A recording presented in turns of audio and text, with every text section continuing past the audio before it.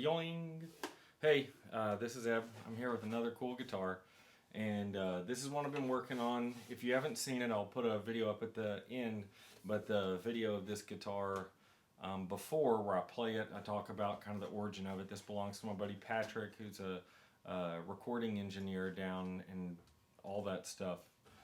Down in Austin, Texas, putting out some fantastic music. This is his grandmother's guitar. He loves it. He's going to keep it forever. It's never sounded or played great. So we're taking it all apart and rebuilding it. And for the people that will say, oh, whatever about X-bracing, that's like, oh, there's not enough ladder bracing guitars. There were more ladder brace guitars made than X-bracing guitars. All the cheap guitars were made with ladder bracing, not because they sounded better, but because they were faster and easier to make. You could hire someone day one and have them glue in straight ladder braces and get the guitar out the door. And especially after steel strings, fine steel string guitars almost exclusively have X-bracing. The well-made ones, the ones where they really wanted them to sound good. The ones where they just needed to make money and make it look like a guitar, have ladder bracing in it. That changed later on. Now all guitars, cheap and not, have X-bracing in them, just because of the kind of stigma behind it. And a lot of those plywood guitars wouldn't sound good with either way. But these were these designs, they basically Harmony traced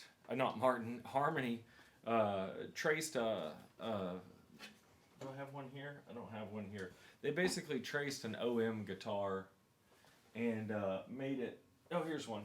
They basically traced an OM guitar, but and then just kind of that's where it stopped. They took the dimensions, they'll fit in the same cases and all that kind of stuff, but they're not the same guitars on the insides. They were just worried about getting them out the door.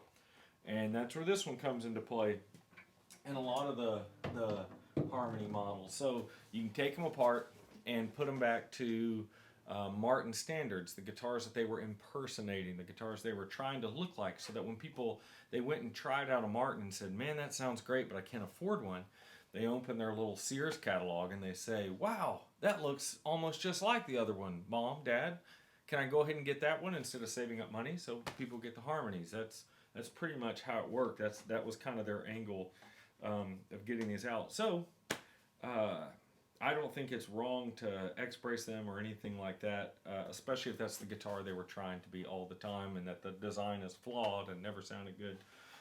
That doesn't say there's not some really special early ladder brace guitars, that sound magical their own way. My favorite guitar that I play at home is a Kalamazoo KG12N, and it's my favorite guitar, and it's ladder braced, and I wouldn't dare change it.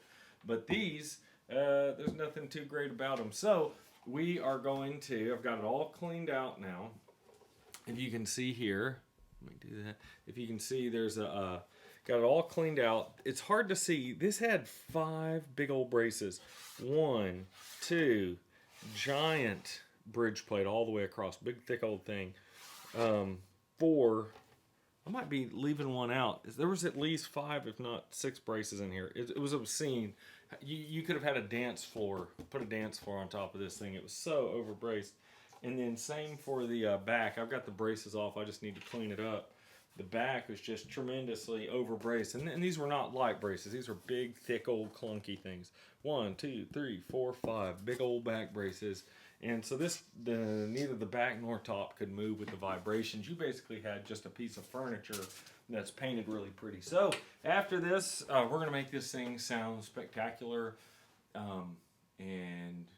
This is going to be a studio guitar. He's got a lot of great artists. I mean, just some of the finest recording and songwriters, finest musicians coming through there. So they're going to hopefully have this hanging in there in the studio while they're tracking and have this as an option to play. So this thing's hopefully going to get a lot of use. So I wanted to do a little in-between thing and talk about why we're doing it. But the special thing about these, I forgot to mention just before, is they made them to look like the Martin guitars, but on a lot of them they'd use the same materials. So this to me looks like some beautiful red spruce, which is odd for those years, but there it is. So you got this big old top in here.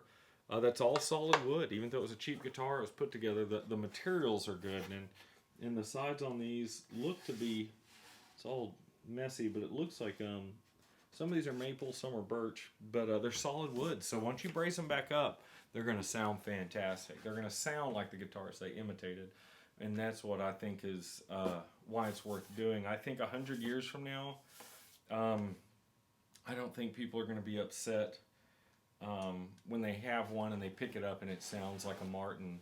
That's what people are going to want to get out of a vintage guitar, not one that sounds like a dresser drawer with strings on it. So that's why we're doing that with this one. This is a family guitar. Hopefully this will stay in their family for generations, you know, another 50 some odd years. This one's dated to 1970, so we're 53 years in on it already. Yeah, the family wrote the, I guess the date they got it. They got it in March of 1970. So it's pretty cool. Hope you enjoyed it.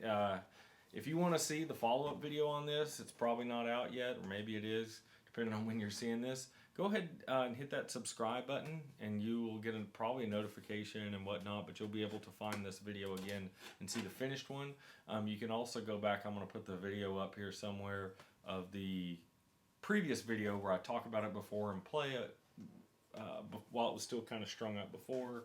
And then if you think somebody else would like this, go ahead and get that little there's a little arrow button down there somewhere. Click on that and it'll have a share, and you can email it, private message, all kind of stuff to your friends who you think these guitars are cool or would learn something out of it. But yeah, those things help other people to see them, and thanks for watching.